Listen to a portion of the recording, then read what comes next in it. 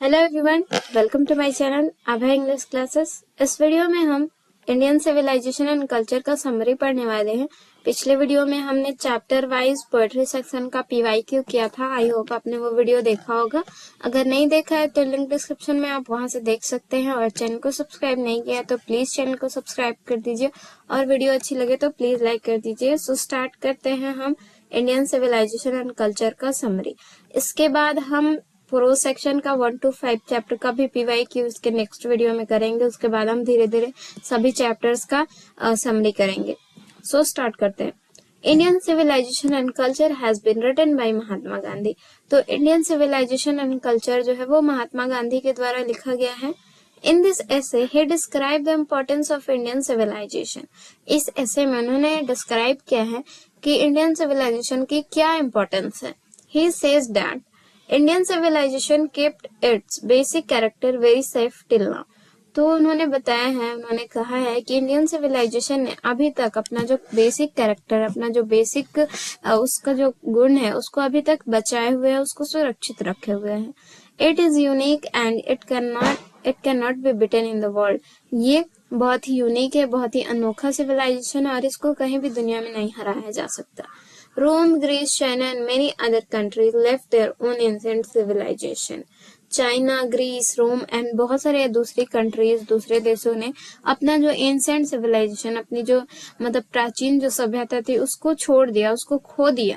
And accept western civilization, और western civilization को accept किया, अपना लिया। The people of those countries believe in materialism. और इन सभी देशों के जो लोग हैं वो मटेरियलिज्म में बिलीव करते हैं, वो भौतिकवाद में बिलीव करते हैं, वो सुख में बिलीव करते हैं। But the Indian civilization did not change. लेकिन जो भारतीय सभ्यता है वो बदला नहीं, उसने अपनी जो बेसिक कैरेक्टर थी उसको नहीं छोड़ा। It is really said that our mind is a restless bird. ये कहा गया है कि जो हमारा मन होता है वो रेस्टलेस बर्ड होता है। The more it gets, the more it wants. जितना ही इसे मिलता है उतना ही और ये मतलब और चाहने और इसकी चाहत जो होती है बढ़ती जाती है। Still remains unsatisfied. और फिर भी जो मन होता है वो unsatisfied होता है, असंतोष होता है, वो कभी नहीं बढ़ता। Our ancestors did not want to live in cities and they believed in home rule. जो हमारे ancestor थे वो शहरों में नहीं रहते थे, वो होम रूल को पसंद करते थे। उनको मानना था कि सभी लोग मिलजुल के रहें, साथ में रहें तो ज्यादा सुरक्षित रहेंगे, अपनी सिविलाइजेशन को बचा के रहेंगे। क्योंकि सिटीज में बहुत सारे चोर डाकू इस टाइप के लोग होते हैं, तो इसलिए वो ट्रू होम रूल को पसंद करते थे। The Indians believe in restriction, but the people of Western country believe in materialism.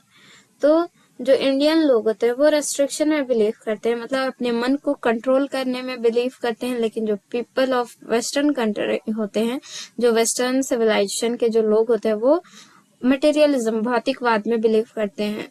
And the human Dzire, और जो उनकी चाहत होती है उसमें बिलीव करते हैं, जो वेस्टर्न सिविलाइजेशन के जो लोग होते हैं। At last, he says that our civilization and culture depend on restriction of want and self-control. और लास्ट में वो कहते हैं कि हमारा जो सिविलाइजेशन और जो कल्चर है, हमारी जो सभ्यता और जो संस्कृति है वो रेस्ट्रिक्शन ऑफ वांट यानी अपनी इच्छाओं पे प्रतिबंध और सेल्फ कंट्रोल यानी स्वयं को कंट्रोल करने पे निर्भर करता है। But western civilization depend on human wants. लेकिन जो वेस्टर्न सिविलाइजेशन है वो मानव के इच्छाओं पे डिपेंड करता है। ठीक है, तो यहाँ पे हमारा समरी खत्म हो गया। आई होप आपको अच्छे समझ में आया होगा। अगर अच्छी लगी हो वीडियो तो प्लीज सब्सक्राइब करें, चैनल को शेयर करें और लाइक करें। Thank you for watching.